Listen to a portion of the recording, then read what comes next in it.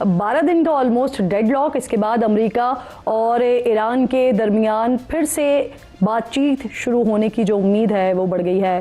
पाकिस्तानी कोशिशों के बाद ईरानी वज़ीर ख़ारजा अब्बास अराग़ची ये ऐलान कर रहे हैं कि वो इस्लामाबाद आएंगे, मस्कत जाएंगे और उसके अलावा मॉस्को के दौरे पर रवाना हो रहे हैं। इस दौरे का जो मकसद है नाज़रीन, वो इलाकाई पेशरफ्त पर मुशावरत करना है। आज रात किसी भी वक्त अब्बास अराग़ची पाकिस्तान पहुंच जाएंगे।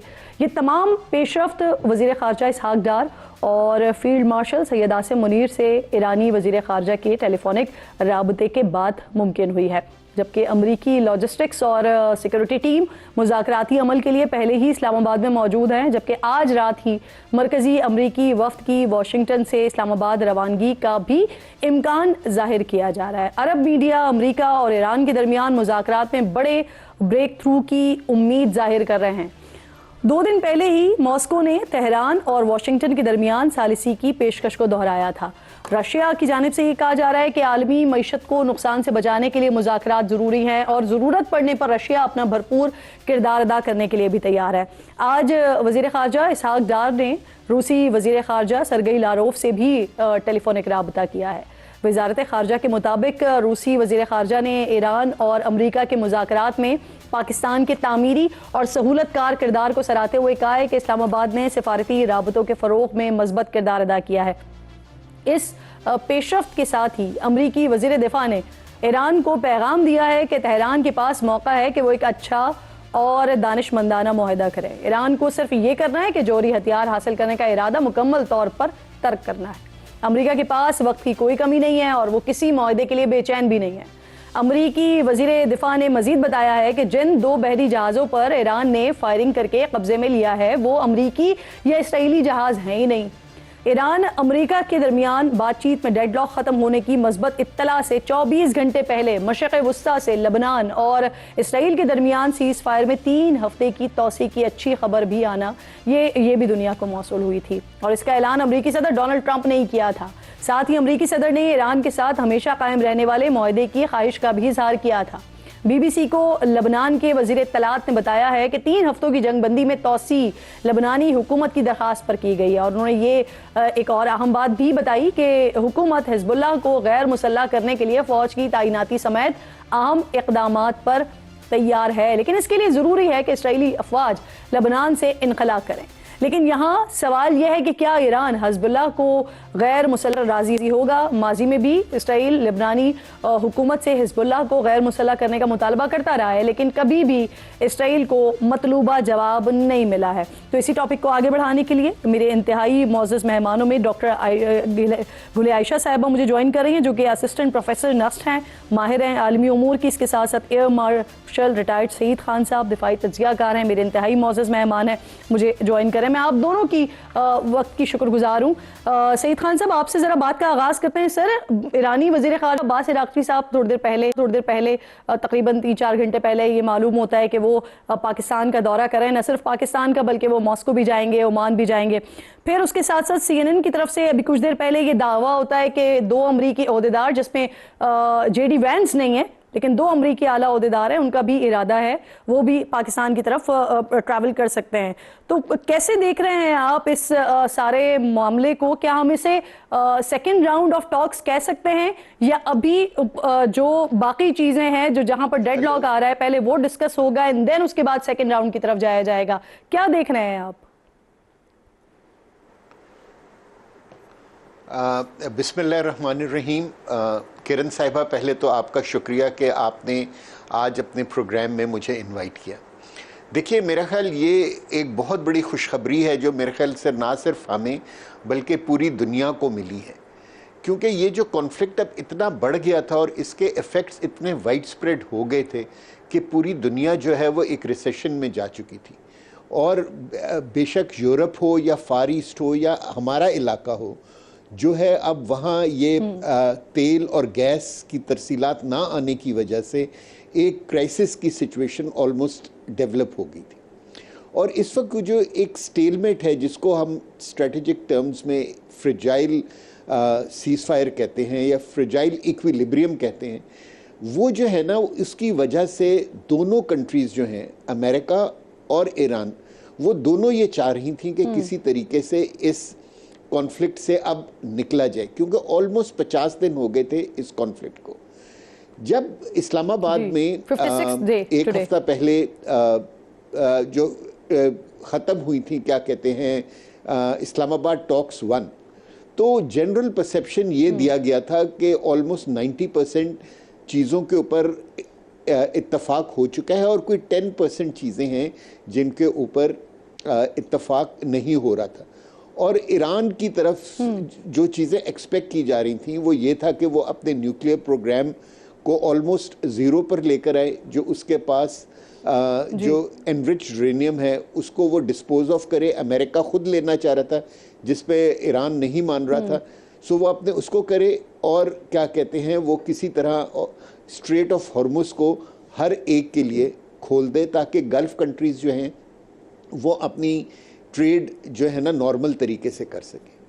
अनफॉर्चुनेटली उस वक्त इन चीज़ों के ऊपर इत्तफाक नहीं हो सका, लेकिन मेरा ख्याल पिछले एक हफ्ते में जब ईरानियन नेगोशिएटर्स जो हैं वो ईरान गए होंगे, उन्होंने अपनी सीनियर लीडरशिप से बात की होगी, तो कोई ना कोई उन्होंने एक मिडिल ग्राउंड ढूंढा होगा। अब क्योंकि Pakistan is the only mediator between the two countries, इसलिए वो मेरा ख्याल अब इराक़ची साहब अपने डेलीगेशन के साथ इधर आ रहे हैं और वो बता रहे हैं कि वो जो स्टिकिंग पॉइंट्स थे, जो प्राइमरीली 3 थे, उनके ऊपर ईरानियन गवर्नमेंट का क्या पॉइंट ऑफ व्यू है। मेरे ख्याल में we should be very optimistic, क्योंकि अगर वो उस चीज़ की तरफ ना बढ़ रहे होते ये सीज़ फायर के बाद, यानी कि एक डील की तरफ, तो मेरा ख्याल है कि इराक़ची साहब पाकिस्तान हरगिज़ ना आते।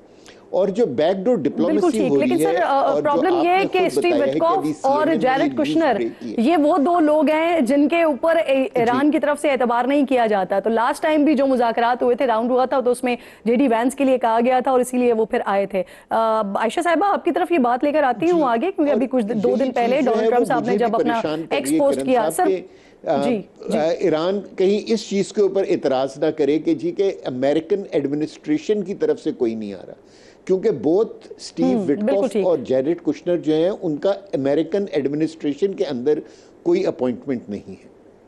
बिल्कुल आपकी बात दुरुस्त है। आयशा साहिबा, सर मुझे इजाजत दीजिएगा, मैं दोबारा आती हूँ आपकी तरफ, जरा इसी बात को थोड़ा सा आगे बढ़ाने दीजिए। आयशा साहिबा, मुझे ये फरमाइएगा कि अभी 2 दिन पहले डोनाल्ड ट्रंप साहब ने एक एक्सपोस्ट पर लिखा कि इस वक्त जो है वो ईरान के रजीम के अंदर, ईरान में जो लोग मौजूद हैं उनके अंदर डिवाइड पाया जाता है, इसीलिए वो थोड़ा सा मजीद टाइम दे रहे हैं ताकि वो पहले डिसाइड कर लें, अपने जो रिफ्ट्स हैं उनको खत्म कर लें और उसके बाद उनकी तजावीज़ आ जाए, जब तक के लिए, यानी गैर मुअय्यना मुद्दत तक के लिए उन्होंने ये सीज फायर कर दिया है। तो अब जो सिचुएशन डेवलप हुई है, यानी अब्बास इराक़ची साहब आ रहे हैं और बाकर कालीबाफ साहब जिनको थोड़ा सख्त मौक़िफ़ वाला समझा जाता है, वहाँ से वो नहीं आ रहे हैं, दूसरी तरफ से जेडी वैंस नहीं आ रहे हैं। तो क्या ये यहाँ पर डोनाल्ड ट्रंप की बात की, जो कि ईरान ने इनफैक्ट अब्बास इराक़ची साहब ने खुद भी और बाकर कालीबाफ साहब ने खुद भी लिख कर ये बताया था, ये अपनी ट्वीट किया था उन्होंने कि हमारे दरमियान किसी भी किस्म की कोई रिफ्ट नहीं है, हम सब यूनाइटेड हैं, हम सब मुत्तहद हैं इस वक्त।